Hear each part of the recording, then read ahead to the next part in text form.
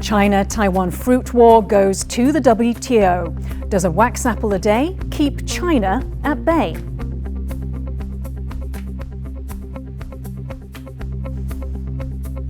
Celebrations for China's National Day. We look at Beijing's push for global influence. Escape artist, activist Casey Wong tells us why he fled Hong Kong to come to Taiwan.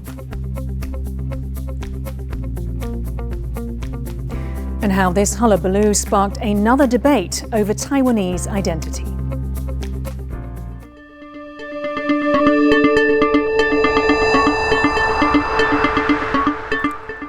A warm welcome to TaiwanPlus News. I'm Yin Khvat.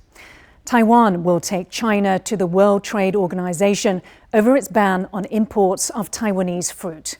The Council of Agriculture says Beijing has provided no evidence to support last month's ban on custard and wax apples. They say the case will be heard at the WTO by mid-October. The latest ban follows China's directive against Taiwanese pineapple imports in March, which sparked the #FreedomPineapple campaign. Taiwan's government believes the ban is politically motivated as the country relies almost exclusively on China for fruit exports. Now, Taiwan is not the only nation to suffer trade sanctions by China. Australia and China have been engaged in a bitter trade war, which began after Canberra's calls for a World Health Organization investigation into COVID-19's origins.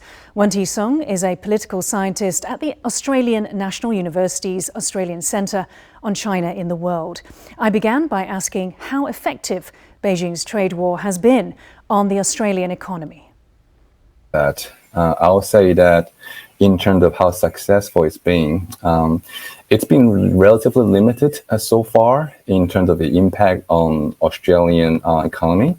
One main reason was that in spite of the sanctions on Australian wine, lobsters, and all that, Australia has been able to find alternative markets so far, for one thing. And second thing is that the iron ore has been a key export item for Australia, and there was this great soaring of global iron ore prices in the market.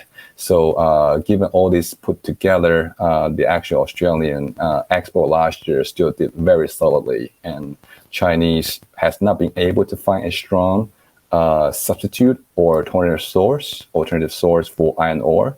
And that's why Australian economy so far is still doing vibrantly in spite of the sanctions. How has that affected Australia's attitude towards China? It's while the government-to-government relationship between Australia and China have been pretty cold over the last year or so, the Australian society as a whole, the popular opinion, has felt quite a chilling effect in a way. How much economic clout does China actually have? I'll have to say that it's difficult to underestimate the importance of the Chinese economy. It is still the largest trade partner to Australia and to Japan and to many other economies around the world. However, the benefits of those economic exchanges have not always been one-sided. And for example, U.S. may find that there are increasingly overlaps in terms of the range of products that China offers. And they're facing competition from Huawei, for example, in the mobile phone, as well as advanced digital cyberspace infrastructure market. China is important economically, although the benefits may be less clear than it used to be. An international freediving organization has apologized to Taiwan after removing the country's flag icon from the competition live stream. Organizers removed the Taiwanese flag from the screen after the live broadcast was blocked from streaming in China. An empty space was left next to the name of the Taiwanese competitor, where a national flag should have appeared. The removal was protested by several other participating nations, with Japan's delegation the first to ask for their own flag to be blanked if Taiwan's could not be shown. The world's largest chip maker has yet to confirm whether it will respond to a request for information issued by the United States. Taiwan Semiconductor Manufacturing, or TSMC, says it will not take any action that harms the interest of its clients. Washington says the data from TSMC would help boost supply chain transparency amid the global chip shortage. William Yen has more on this story. Taiwanese people call Taiwan Semiconductor Manufacturing Company the sacred mountain that protects the country. An analogy that highlights the importance of the world's largest contract chip maker. However, security concerns have been raised because of a request for information, or RFI, issued by the United States government. The RFI asks companies involved in the semiconductor supply chain to voluntarily share information about inventories, demand, and delivery dynamics. Washington says it's to help solve a global chip shortage, which has forced cuts to US auto production. So we'll be talking to dozens of these companies and urging them to comply. Of course, if they don't comply, then we have other tools in our toolbox to require them to give us data. I hope we don't get there. If we have to, we will. The information requested includes the company's top 3 clients, the types of products, inventory, order backlogs, production capacity, and annual sales numbers. The US says the information collected would help with supply chain transparency. 提供这些资讯当然对这个台积电的这个商业机密是比较不利的啦。那你可以提供一个总体的数据，比如说我提供一些数据，就是不包括客户的，因为这客户很多是一个机密的。如果说将来可以提到更多的资讯、更多的客户来源、更多的库存的话，可以帮助美国呢重返这个半导体，甚至一些比较好的科技产业。In response to the reports, Taiwan Semiconductor Manufacturing Company said that it would not harm the interests of its clients and shareholders. The company did not say whether it would respond to the RFI by the US government's deadline of November 8. Alex Chen and William Yen for TaiwanPlus. A flag-raising ceremony in Beijing's Tiananmen Square kicked off today's celebrations in China for the country's National Day. Friday is the 72nd anniversary of the founding of the People's Republic of China. Crowds gathered to watch the ceremony in the heart of Beijing and in cities across the country. The celebrations come at a time when China is seen as trying to push for greater global influence while curbing freedoms at home. Thousands of police officers are on the streets in Hong Kong to deter protests during this year's China National Day celebrations. A small group, flanked by police officers, marched to demand the release of political prisoners in Hong Kong, including 47 former lawmakers and activists charged under a sweeping national security law. It's in stark contrast to the October 1st rally in previous years, which would be marked by mass pro-democracy protests. But the imposition of the national security law has led to a clampdown on anti-government demonstrations. Our reporter Ryan Ho-Kilpatrick spoke to journalist and author Joanna Cho. She told him that the clampdown on Hong Kong marked a change in strategy for China's push for greater influence in the region. United Front is basically, it's an official department of Chinese bureaucracy that works to build allies and build influence both in China and outside China. And in Hong Kong, a lot of that took place through trying to co-opt the elites of Hong Kong, the tycoons, to give them that prestige to basically co-opt the elite in Hong Kong. So that's one tactic that seemed to have been kind of piloted and experimented with Hong Kong that we see all over the world now. What I describe as kind of carrot and stick. Carrots can be incentives, showering foreign politicians, business leaders with flattery, with paid trips, with gifts, with donations. And the stick would be pinpointing, targeting critics and threatening them all over the world. It's undeniable that China is rapidly gaining influence and power around the world, be it in other countries or international organizations. But on the other hand, China is a huge country in terms of population, contribution to the world economy. So it deserves to be heard around the world. But what is it about the way that China has been wielding its increasing power that you think should be of concern to our viewers? There's a lot of information about the Chinese government's goals and ambitions is laid out in its own both internal and public documents. A lot of this information can help people around the world understand China's aims. One of these documents from the State Council talked about how China saw a new world order, what Beijing wanted a new global governance to look like. And they use these catchphrases that sound really good, like democracy among nations, a multipolar world. So what that means, what democracy means in this context, is that China doesn't want for other countries to interfere or criticize other countries' internal affairs. So it's just like a common refrain. A US government official or a foreign government criticizes what's happening in China, such as in the treatment of Hong Kong or Xinjiang. What you would hear from the foreign ministry in China is that other countries don't have the right to interfere in the internal affairs of China. So its vision for a new world order is not one where the UN constantly monitors human rights abuses around the world and issues statements and joint actions about human rights issues. It's one where every country is just free to do what it wants. Since Beijing imposed a sweeping national security law in Hong Kong last year, tens of thousands of Hong Kongers have left the city. The exodus comprised of people from all walks of life, from teachers to lawyers to politicians and artists. TaiwanPlus reporter Louise Watt went to meet renowned Hong Kong artist Casey Wong to find out why he has started a new life in Taiwan. 如果中央政府喺嚟緊嘅呢一年，仍然係揾一個假嘅普選方案，欺騙我哋市民嘅話，我哋今日喺度講清楚，明年今日佔領中環，明年今日。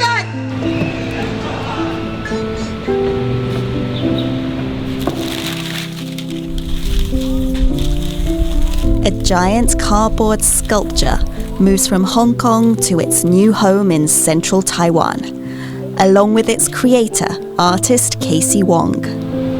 This piece is one of many which takes aim at the Chinese Communist Party.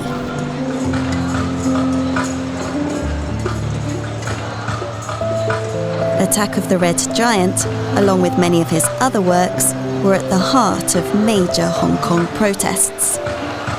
They symbolized the opposition many Hong Kongers felt towards the government in Beijing as it tightened its grip on the city. There's like somebody controlling this giant, and of course, that's his control. Right now I think it's Xi Jinping. Tens of thousands of Hong Kongers have left the city since Beijing imposed a sweeping national security law last year. Casey's breaking point came in March, when dozens of former democratic legislators and activists were hauled into court on charges of subversion. For me, that is a big alarm bell that symbolizes no law, no order anymore for Hong Kong. Some of those arrested are themselves lawyers who have law training, and some of them are still in prison right now. He left Hong Kong in July and is now in self-imposed exile in Taichung in Taiwan. It offers freedom of artistic expression, like old Hong Kong used to be. And for me, that's the most important thing, that I can explore fine arts and do my work without worrying censorship or worrying about somebody going to temper my topics, my subject matter. At a time when chanting a slogan or even holding up a sign could get you arrested, Wong was worried his art could put him behind bars. The all-encompassing nature of the legislation means what is illegal is no longer spelt out clearly. The way I look at it is like turning the law into art. The government have turned the law into something open for interpretation. I don't think I will ever go back to Hong Kong, to tell you honestly. The reason being is Hong Kong is, for me, only represents a beautiful empty shell. like a beautiful car with no engine. So the spirit for me is not there anymore.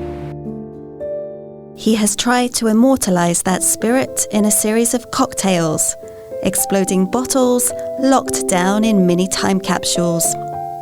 Casey says they are sealing in the energy and power of Hong Kong's people against tyranny and injustice.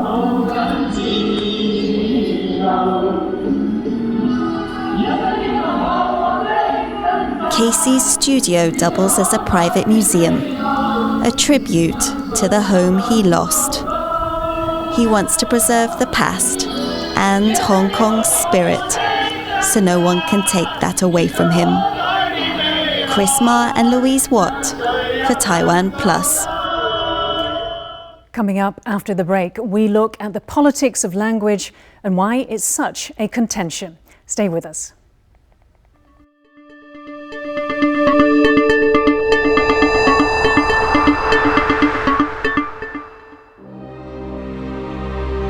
TaiwanPlus, the nation's first global streaming platform.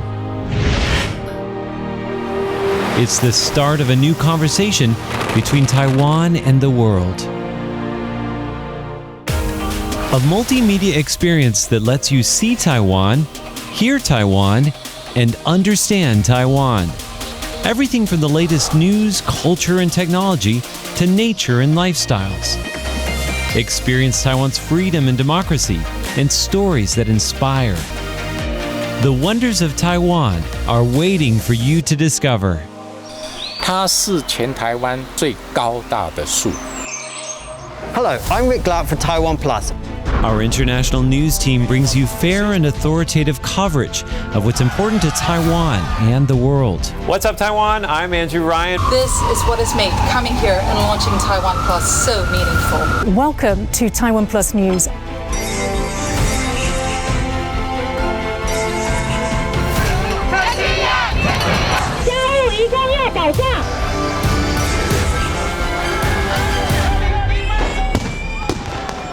We tell our stories in a way that will resonate to your core. 7年来，嫁给他真幸福。台湾最浪漫的绿色之花就是这个阔叶林。 Explore the innovation and technology that propels everything made in Taiwan. 这个市场现在衰退了，我新的东西就取代了。 民间嘛流传未少甲 TSMC 有关的都市传说。 Join us on a journey through mountains, forests, and the ocean that surrounds us. 只要我活着回来，我就要继续爬。 Take a bite out of Taiwan and get a taste of our culinary traditions. 那个时候开始，我要成为一个服装设计师。 Learn to speak our language. No, not just Mandarin, also the shared languages of inclusion and diversity.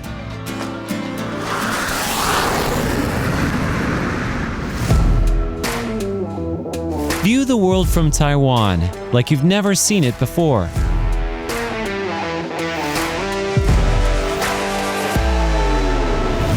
You'll find us at TaiwanPlus.com and all across the internet. This is TaiwanPlus. We're bringing Taiwan to the world.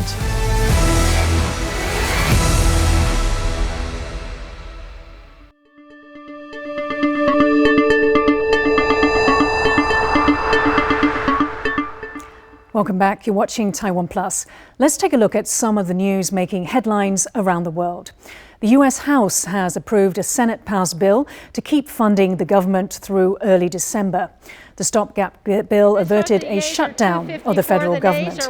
Focus now shifts to negotiations on President Biden's $1.2 trillion Senate-passed infrastructure bill. Democratic leaders are seeking the support of the party's progressive wing. A number of progressive representatives say they will reject the infrastructure bill unless there is a deal on a larger spending package. In the United Kingdom, a policeman convicted of killing a 33-year-old woman will be spending the rest of his life in jail after a London court handed down a whole life sentence. In March this year, Sarah Everard was murdered by Wayne Couzens, who was an active London police officer at the time. Everard's death sparked nationwide protests concerning women's safety in the UK. The case has also frayed public trust in the capital's police force. During the trial, it emerged Couzens had kidnapped Everard by using his police credentials to stage a false arrest. Batches of the 15 million doses of Pfizer vaccine pledged by private donors are arriving in Taiwan. Manufacturers Foxconn and TSMC and the charity Tzu Chi are supplying all the Pfizer-BioNTech vaccines. Foxconn founder Terry Gou announced on Facebook that a shipment of 600,000 doses would land on Friday. The increased supply means those aged 49 and above will be able to receive the Pfizer vaccine from mid-October.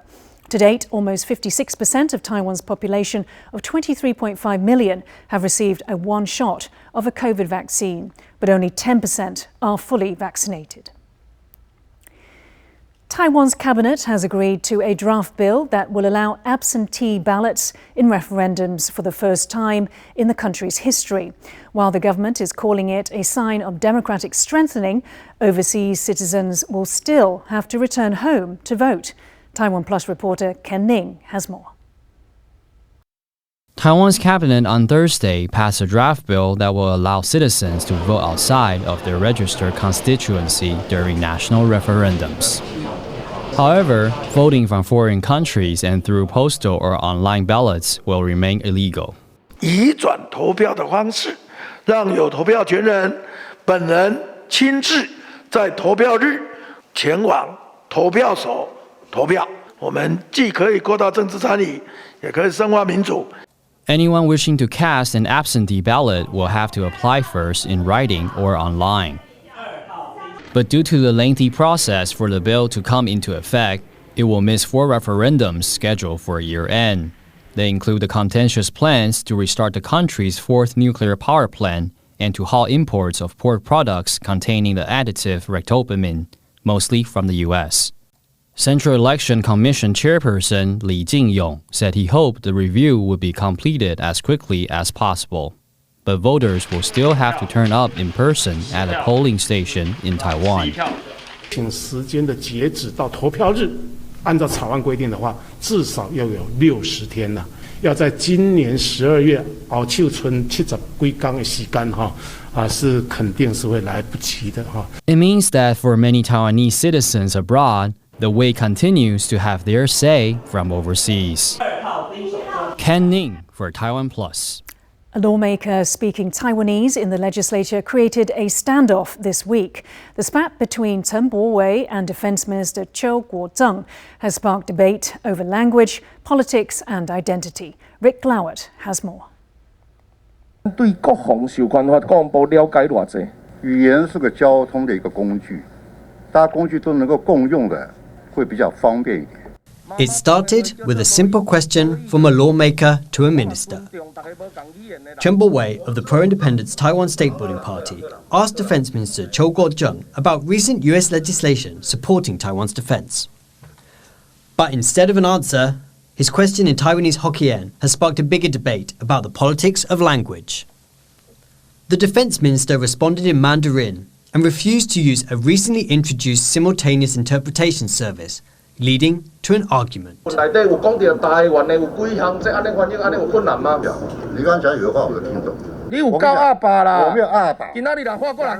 confrontation laid bare a schism in Taiwan's politics and identity. The country's young population increasingly view themselves as Taiwanese rather than Chinese. And the use of the Taiwanese language in the halls of power can be seen as challenging the country's pro-China old guard. Chen Bo-wei is from the Taiwan State Building Party, which is more pro-independence. It's one of the parties that became well known after the 2014 Sunflower Movement. They're more emphatic on Taiwanese identity. And so that includes promoting Taiwanese language education. But Taiwan's connection to China runs deep. Many institutions, especially the military, are still wary of pushing for formal independence. questions. The reaction of the Minister of National Defense was just to be dismissive and say, well, we just go back to Mandarin. This will make things simpler, etc. But I think that this is really a way of dramatically highlighting these issues. And I think it touches upon a lot of these issues regarding just how various sectors of government are viewed as disconnected with social reality. The interpretation service was introduced this year to allow lawmakers and ministers to speak in Taiwanese, Hakka, and indigenous languages in Parliament. For now, the issue between the minister and lawmaker has been resolved, with both conceding it was a misunderstanding. But it's opened up a larger conversation about language, identity, and inclusiveness in Taiwan. Patrick Chen and Rick Lowett for TaiwanPlus. Former French President Nicolas Sarkozy has been given a one-year jail term for illegally funding his 2012 election campaign. A Paris court found Sarkozy guilty of exceeding the limit on electoral spending by tens of millions of euros. Sarkozy denies any wrongdoing and says he will appeal the verdict. It's the second sentence he has received this year. In March, he was given a suspended sentence for trying to bribe a judge. Sarkozy will be allowed to serve his sentence at home wearing an electronic bracelet. Children climbing trees, claw machines in the classroom.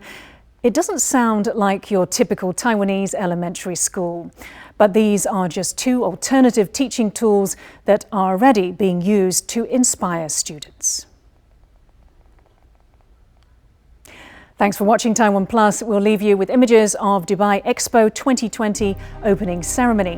190 countries are participating in the 6-month event, which was delayed by the virus. Stay safe and see you next time.